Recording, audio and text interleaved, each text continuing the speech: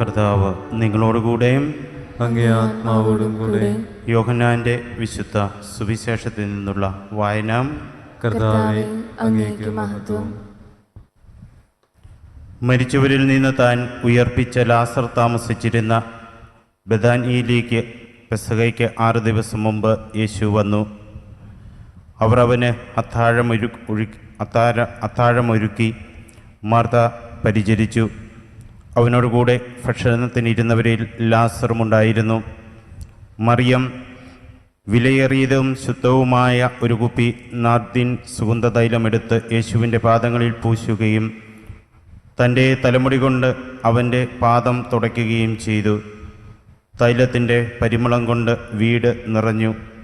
അവൻ്റെ ശിഷ്യന്മാരിൽ ഒരുവനും അവനെ ഒറ്റിക്കൊടുക്കാനിരുന്നവനുമായ യൂദാസ് കറിയാത്ത പറഞ്ഞു, എന്തുകൊണ്ട് ഈ തൈലം 300 ദനാറയ്ക്ക് വിറ്റ് ദരിദ്രർക്ക് കൊടുത്തില്ല? അവനിത് പറഞ്ഞത് അവന് ദരിദ്രരോട് പരിഗണന ഉണ്ടായിരുന്നതുകൊണ്ടല്ല, പ്രത്യുത അവനൊരു കള്ളനായിരുന്നതുകൊണ്ടും പണസഞ്ചി അവൻ്റെ കയ്യിലായിരുന്നതുകൊണ്ടും അതിൽ വീഴുന്നതിൽ നിന്ന് അവൻ എടുത്തിരുന്നതുകൊണ്ടുമാണ്. യേശു പറഞ്ഞു, അവളെ തടയേണ്ട, എൻ്റെ മൃതസംസ്കാര ദിനത്തിനായി ഇത് ചെയ്തുവെന്ന് അവൾ കരുതിക്കൊള്ളട്ടെ. ദരിദ്രർ എപ്പോഴും നിങ്ങളോട് കൂടിയുണ്ട്, ഞാൻ എപ്പോഴും നിങ്ങളോടൊത്തുണ്ടായിരിക്കുകയില്ല. അവൻ അവിടെയുണ്ടെന്നറിഞ്ഞ് വലിയൊരു ഗണം യഹൂദർ അവിടേക്ക് വന്നു. അവർ വന്നത് യേശുവിനെ ഉദ്ദേശിച്ച് മാത്രമല്ല, അവൻ മരിച്ചവരിൽ നിന്ന് ഉയർപ്പിച്ച ലാസറിനെ കാണുവാൻ കൂടിയാണ്. ലാസറിനെ കൂടി കൊല്ലുവാൻ പുരോഹിത പ്രമുഖന്മാർ ആലോചിച്ചു. എന്തെന്നാൽ അവൻ നിമിത്തം യഹൂദരിൽ വളരെ പേർ അവരെ വിട്ട് യേശുവിൽ വിശ്വസിച്ചിരുന്നു. കർത്താവിൻ്റെ സുവിശേഷം. ക്രിസ്തുവേ, അങ്ങേക്ക് സ്തുതി. മിശിഹായിൽ സ്നേഹിക്കപ്പെട്ടവരെ,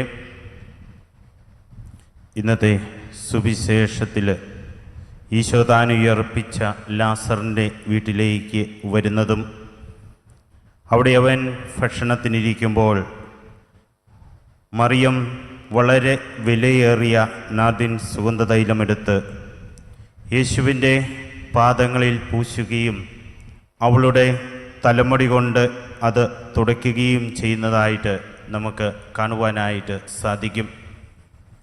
ഇത് കണ്ട് യൂദാസ് കറിയാത്ത പറയുന്നൊരു കാര്യമുണ്ട്, ഈ തൈലം വിറ്റ് 300 ദനാറയ്ക്ക് വിറ്റിട്ട് നമുക്ക് ദരിദ്രരെ സംരക്ഷിച്ചുകൂടെ എന്ന്. പ്രിയമുള്ളവരെ, നമ്മൾ സുവിശേഷത്തിലൂടെ കടന്നു പോകുമ്പോൾ ഒരു ദിവസത്തെ കൂലിയായിട്ട് കണക്കാക്കിയിരുന്നത് 1 ദനാറിയാണ്. 300 ദനാറ എന്ന് പറയുമ്പോൾ അത് അവരുടെ ജീവിതത്തിൽ വളരെ വിലയേറിയ ഒരു സംഖ്യയാണ്. അതിനെപ്പറ്റി നമുക്ക് അല്പം കൂടി ആഴമായിട്ട് മനസ്സിലാക്കണമെങ്കിൽ ഇന്നത്തെ കാലത്ത് ഒരു വ്യക്തിയുടെ ഒരു ദിവസ കൂലി എന്ന് പറയുന്നത് ഓൾമോസ്റ്റ് 1000 രൂപയാണെങ്കിൽ 300 ദനാറ അല്ലെങ്കിൽ 300 ദിവസത്തെ കൂലി നമുക്കറിയാം, അത് ഏകദേശം 3 ലക്ഷം രൂപയാണ്. യൂദാസ് ഇങ്ങനെ പറഞ്ഞതിൻ്റെ കാര്യം, ഇത്രയും വിലയേറിയത് ഈ സുഗന്ധ തൈലം ഏകദേശം 300 ദനാറ അല്ലെങ്കിൽ ഇന്നത്തെ കണക്കനുസരിച്ച് 3 ലക്ഷം രൂപയോളം വിലയുള്ള ഈ സുഗന്ധ തൈലം എന്തിനിങ്ങനെ വേസ്റ്റാക്കുന്നു എന്നവൻ ചോദിക്കുന്നു. യോഹന്നാൻ ശ്ലീഹ പറയുന്നൊരു കാര്യമുണ്ട്, അവൻ ഈ ദരിദ്രരെ പരിഗണിച്ചതുകൊണ്ടോ അവരെ സംരക്ഷിക്കണമെന്ന വലിയ ആഗ്രഹമുണ്ടായിട്ടോ ഒന്നുമല്ല. അവനിങ്ങനെ പറഞ്ഞത് അവനൊരു കള്ളനായിരുന്നത് കൊണ്ടാണ്. പരസ്നേഹ പ്രവൃത്തികൾ ചെയ്യുവാനുള്ള ഫണ്ട് അവൻ്റെ കയ്യിലായിരുന്നതുകൊണ്ടും ആ പണസഞ്ചി എങ്ങനെ കൂടുതൽ വീർപ്പിക്കാമെന്നും അതിലൊക്കെ ഇടയ്ക്കിടയ്ക്ക് ഒന്ന് കൈയിട്ട് വാരാമെന്നുള്ളൊരു മോഹമൊക്കെ അവൻ്റെ ജീവിതത്തിൽ ഉണ്ടായിരുന്നത് കൊണ്ടുമാണ് അവനിങ്ങനെ പറഞ്ഞതെന്നാണ് സുവിശേഷത്തിൽ യോഹന്നാൻ ശ്ലീഹ നമ്മളോട് പറഞ്ഞു വയ്ക്കുന്നത്. പ്രിയമുള്ളവരെ, ഇത്രയും വിലയേറിയ സുഗന്ധ തൈലമെടുത്ത് മറിയം കർത്താവിൻ്റെ പാദത്തിൽ പൂശുമ്പോൾ തലമുടി കൊണ്ട് അവൾ ആ പദാന്തിക തുടയ്ക്കുമ്പോൾ തീർച്ചയായിട്ടും ഇത് വലിയൊരു ആത്മസമർപ്പണത്തിൻ്റെ അവൾ കർത്താവിൻ്റെ പാദാന്തികത്തിലിരുന്നായിരുന്നു വചനം ശ്രവിച്ചത്. ആ പാദാന്തികത്തിൻ്റെ സ്നേഹ ഊഷ്മളതയെക്കുറിച്ച് അവൾക്ക് നല്ല ബോധ്യമുണ്ടായിരുന്നു. ദൈവത്തിൻ്റെ പാദച്ചുവട്ടിലിരിക്കുമ്പോൾ അവിടുന്ന് കിട്ടുന്ന ഒരു സംരക്ഷണം, അവിടെ നിന്ന് അവൾക്ക് തോന്നുന്ന വിശുദ്ധിയുടെ മാർഗങ്ങൾ, ഇതെല്ലാം അവൾക്ക് നല്ല ഉത്തമ ബോധ്യമുണ്ടായിരുന്നു. എവിടെ അവൾ ഇരുന്നുവോ, എവിടെ അവളുടെ ജീവിതചര്യകൾക്കൊരു മാറ്റം വരുത്തിയോ, ആ കർത്താവിൻ്റെ പാദാന്തികത്തിൽ ഇത്രയും വിലയേറിയ സുഗന്ധ തൈലം കൊണ്ട് അവൾ പൂശുമ്പോൾ അവൾക്ക് ഈ ലോകമോ, ഈ ലോകം നൽകുന്ന സംരക്ഷണമോ, വിലയേറിയ സാധന സാമഗ്രികളോ ഒന്നുമല്ല. അവളുടെ ജീവിതത്തിൽ അവൻ്റെ വചനം ശ്രവിച്ചപ്പോൾ അവൾക്ക് വലിയ മാനസാന്തരത്തിൻ്റെ വഴികൾ അവൻ തുറന്നു കൊടുത്തു. ഈശോ അവളുടെ ജീവിതത്തിൽ ഏറ്റവും പ്രിയപ്പെട്ടവനായി.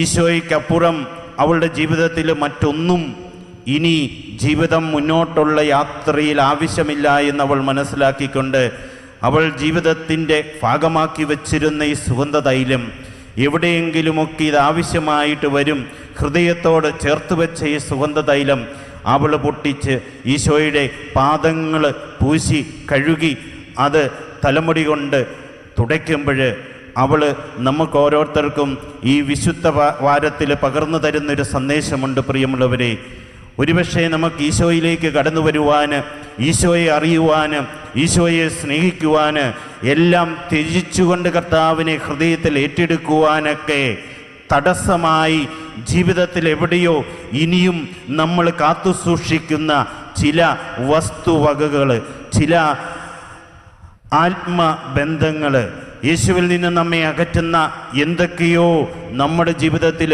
ഇനിയും ബാക്കിയുണ്ട്.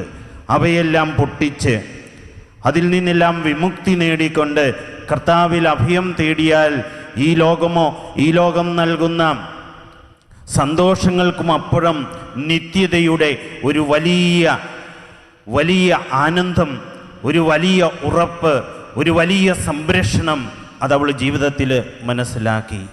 പ്രിയമുള്ളവരെ, മറ്റൊരു വ്യക്തിത്വത്തെ കൂടി ഇന്നത്തെ സുവിശേഷത്തിൽ നമ്മൾ കണ്ടുമുട്ടുന്നുണ്ട്. അത് യൂദാസാണ്. നിഗൂഢത നിറഞ്ഞ ഒരു വ്യക്തിത്വം. അവൻ ആർക്കും വെളിപ്പെടാത്ത ഒരു ജീവിതാവസ്ഥയിലുള്ളവനാണ്. സ്വാർത്ഥത നിറഞ്ഞവൻ, കൈയിട്ട് വാരുന്നവൻ. വിശുദ്ധി നിറഞ്ഞ ജീവിതത്തിലേക്ക് കർത്താവ് കൈപിടിച്ചുയർത്തിയിട്ടും അന്ത്യത്താഴ വേളയിൽ പോലും യോഗ്യതയോടെ കർത്താവിൻ്റെ മേശയിൽ നിന്ന് ഭക്ഷിക്കുവാൻ സാധിക്കാത്തവൻ, അയോഗ്യതയോടെ ഭക്ഷിച്ചപ്പോൾ വിശുദ്ധ ലിഖിതങ്ങളിൽ പറയുന്നത് പോലെ സാത്താൻ അവനിൽ വസിക്കുവാനായിട്ട് അവനിലേക്ക് കടന്നു വന്നവൻ. പ്രിയമുള്ളവരെ, ഇങ്ങനെയുള്ളൊരു വ്യക്തിയാണ് ഇന്ന് ഈശോയോട് പറയുന്നത് 300 ദനാറയ്ക്ക് ഇത് വിറ്റുകൂടെ എന്ന്. എന്നാലും മറിയം കർത്താവിനെ അറിഞ്ഞപ്പോൾ, കർത്താവിനെ സ്നേഹിച്ചപ്പോൾ, കർത്താവിനായിട്ട് തൻ്റെ ജീവിതത്തിൽ മാറ്റിവെച്ചിരുന്നതെല്ലാം വിട്ടുകൊടുക്കുമ്പോൾ, സ്വയം അവൾ ഉടഞ്ഞു മാറുമ്പോൾ അവൾ ആ ഭവനം മുഴുവൻ സുഗന്ധം പരത്തുന്നു.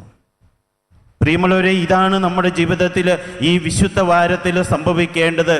നമ്മൾ കർത്താവിനെ അറിയുമ്പോൾ, വചനത്തിൽ അധിഷ്ഠിതമായ ജീവിതം നയിക്കുമ്പോൾ നമ്മുടെ ജീവിതം തന്നെ മറ്റുള്ളവർക്ക് സുഗന്ധമായിട്ട് മാറും. നമ്മുടെ വാക്കുകൾ വചനത്തിൽ അധിഷ്ഠിതമായ ജീവിതമാണെങ്കിൽ അത് തീർച്ചയായിട്ടും അത് വിമർശനങ്ങളോ തെറ്റുകൾ കണ്ടുപിടിക്കുന്നതോ അല്ലെങ്കിൽ തെറ്റു പറഞ്ഞ് മറ്റുള്ളവരെ അകറ്റി നിർത്തുന്നതോ ആയ ദുർഗന്ധം വമിക്കുന്ന വാക്കുകളോ ചിന്തകളോ പ്രവൃത്തികളോ അല്ല.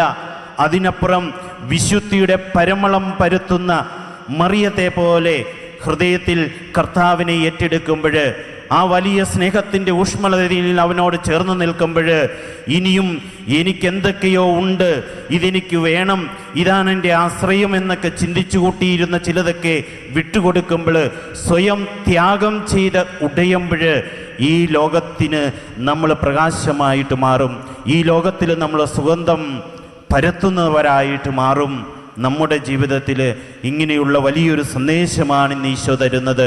മറ്റുള്ളവർക്ക് സുഗന്ധം പരത്തുന്നവരാകുവാൻ വാക്കിൽ, പ്രവൃത്തിയിൽ, ചിന്തയിൽ, കുടുംബത്തിൽ, ദാമ്പത്യ ബന്ധത്തിൽ നമ്മുടെ വാക്കുകളൊക്കെ സുഗന്ധം പരത്തുന്നതായിട്ട് മാറുമ്പം വലിയ നിത്യതയുടെ ആനന്ദം ഈ ലോകത്തിൽ നമ്മളിലേക്ക് കടന്നു വരും.